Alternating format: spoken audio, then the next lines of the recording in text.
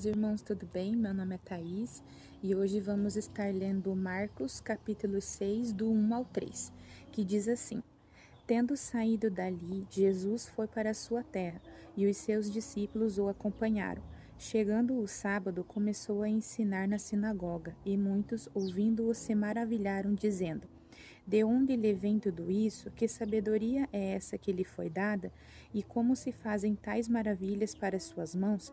Não é este o carpinteiro, o filho de Maria e irmão de Tiago, José, Judas e Simão? As suas irmãs não vivem aqui entre nós? Somente por aí. Com relação a essa palavra, o que me chama a atenção é que as pessoas chamavam ele de carpinteiro. Que Jesus, nos seus primeiros 30 anos de vida, ele não realizou tais maravilhas como realizou nos 3 anos que sucederam esse período. Nesses 30 anos, Jesus morou com seus pais, aqui da terra, né?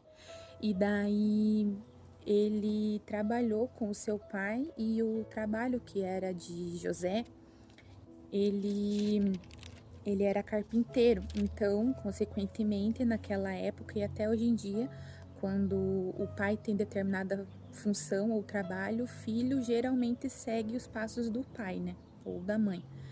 Com relação naquela época, então, Jesus era carpinteiro. E com isso vem batendo bastante no meu coração essa palavra carpinteiro, porque há alguns dias atrás eu comecei a ouvir um louvor que chamava bastante Jesus de carpinteiro, e eu não sabia qual que era a diferença do carpinteiro e do marceneiro. Então eu fui procurar saber. E a diferença, vou falar bem brevemente porque não é muito a minha área, mas eu fiquei curiosa e para tentar entender o porquê que era carpinteiro e não marceneiro. Carpinteiro, ele corta a raiz da árvore, pega ela maciça, a madeira maciça, e trabalha nela.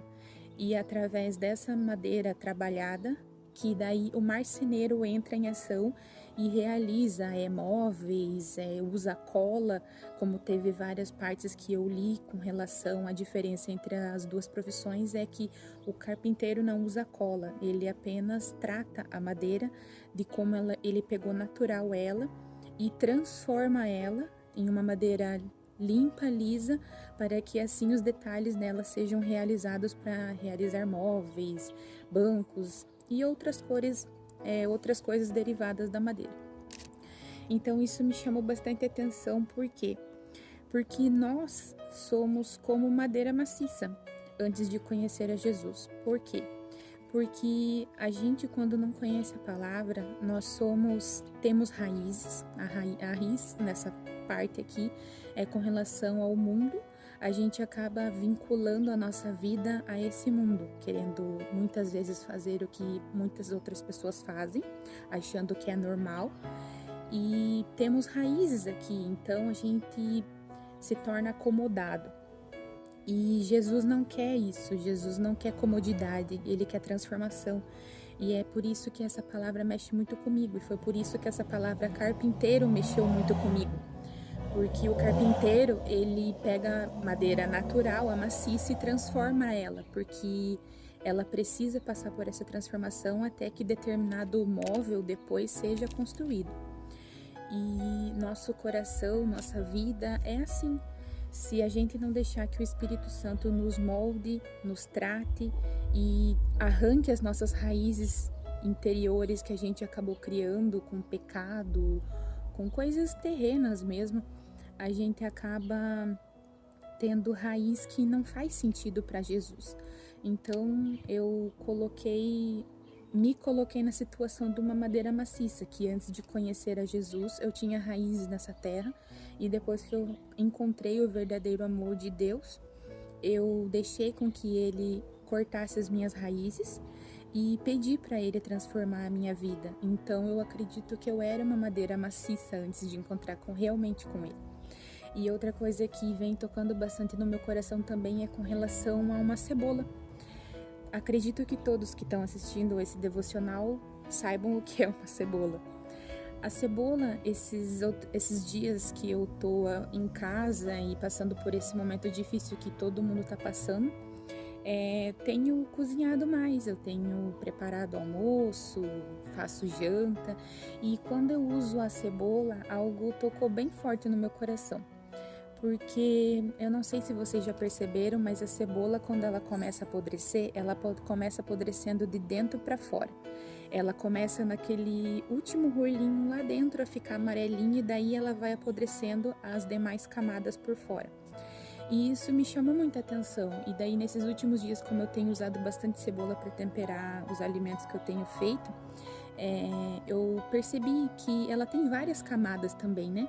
E isso me chamou bastante atenção porque é como a nossa vida. Nós vivemos aqui nessa terra e acabamos criando várias camadas em volta do nosso coração, em volta de nós mesmos, né?